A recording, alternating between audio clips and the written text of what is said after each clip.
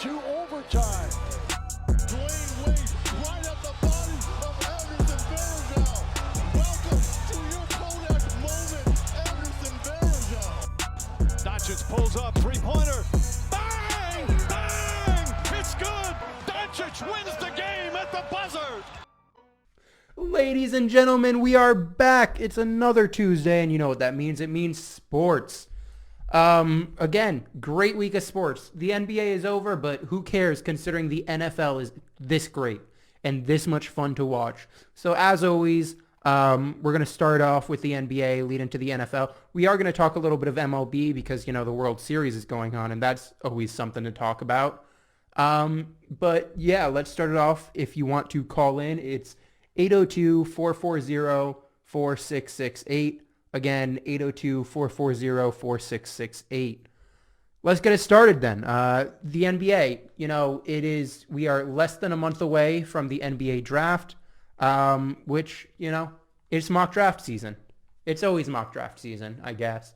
But most notably, Kevin O'Connor came out with a new mock draft today. And I wanted to talk about it because he had a few interesting news articles that led into this. Of course, you know, the order as it is, let's do the top 10, is Wolves at 1, Warriors at 2, Hornets at 3, Bulls at 4, Cavs at 5, Hawks at 6, Pistons at 7, Knicks at 8, Wizards at 9, and Suns at 10. You know, the whole order up to 30, very different, but the top 10 are where the most stories are going to come in. I mean, the viewership on the draft itself goes from a couple of million tops to like 200,000 by the time you hit pick 12. Especially, you know, it's the people like me and maybe some of you listeners who are just sitting around and going, you know what, might as well watch 60 picks of the draft for little reason whatsoever.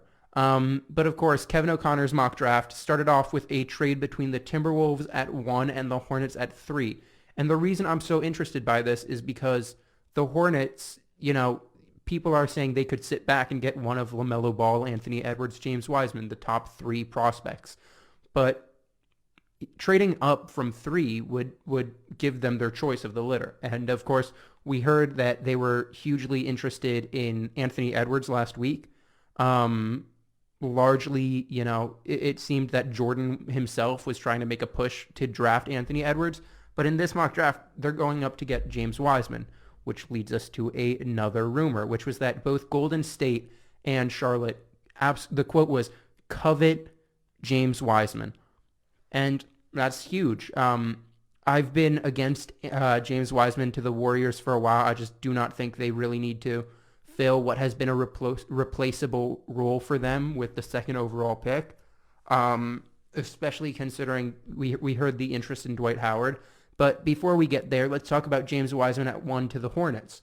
They obviously need a big man. Like, Tyler Zeller cannot be your starter. That's a huge issue, first and foremost. But they're also a team entirely devoid of talent. You know, you could argue that Devontae Graham is their best player. I think it's PJ Washington, an incredibly underrated big man, who they took with, I believe, the 12th pick last year. Or 11th pick last year, incredibly underrated as a floor spacing, lob threat, great defensive big. But even then, you know, if you think about it, do you really want to go all in on a center?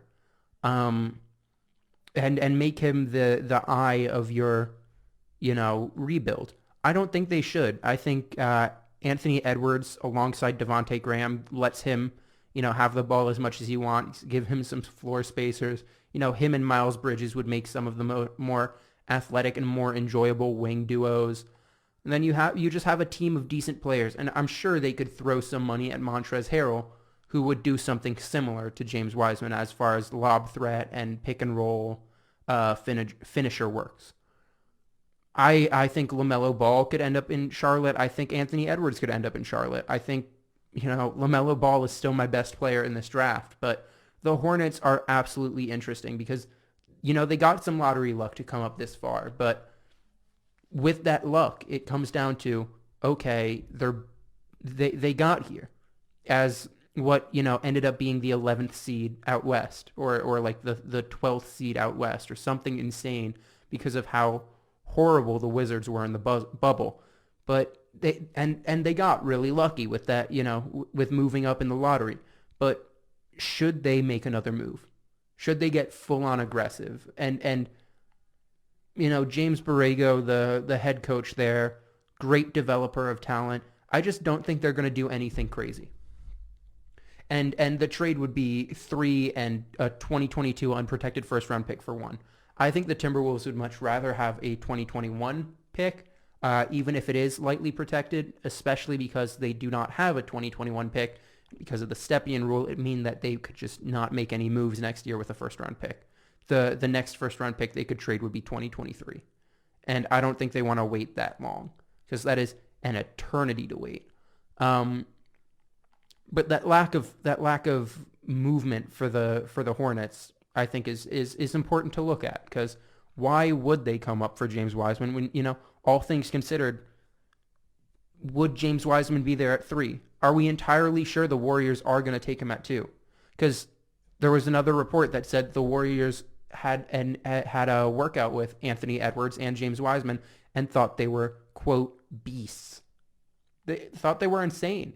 I think Golden State should go after a wing, fits their small ball play style.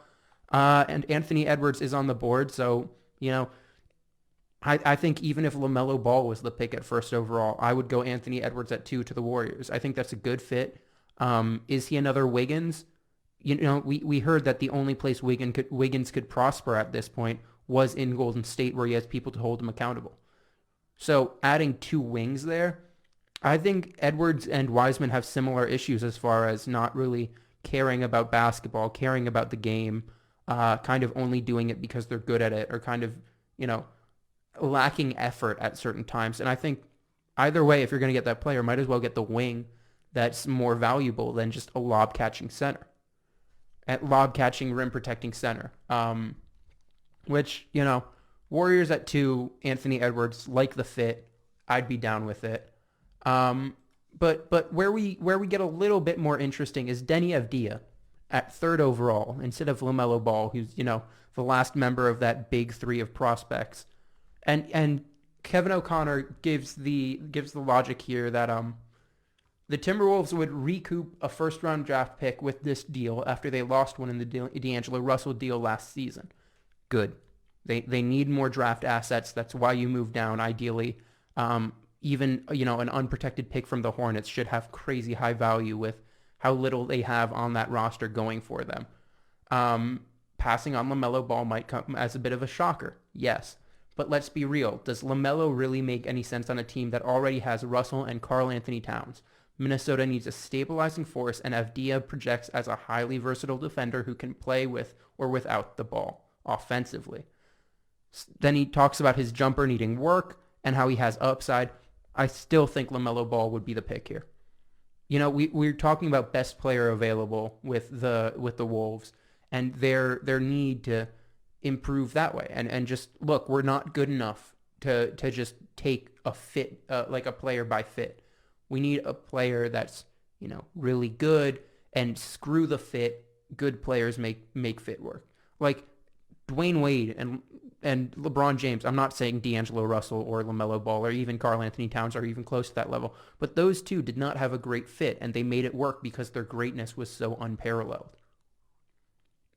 I'm a fan of best player available in the top 5, and then hopefully it's a good fit as well. But look, the Timberwolves want to do some big game hunting at the trade deadline at least, and LaMelo Ball could be part of a package there, and they would, in all likelihood, prefer to do it now. But even then, I think going for Avdija, who is, yes, a very high floor, versatile 3 or 4, who does a lot of stuff as far as ball handling goes and has at least shown effort on the defensive end.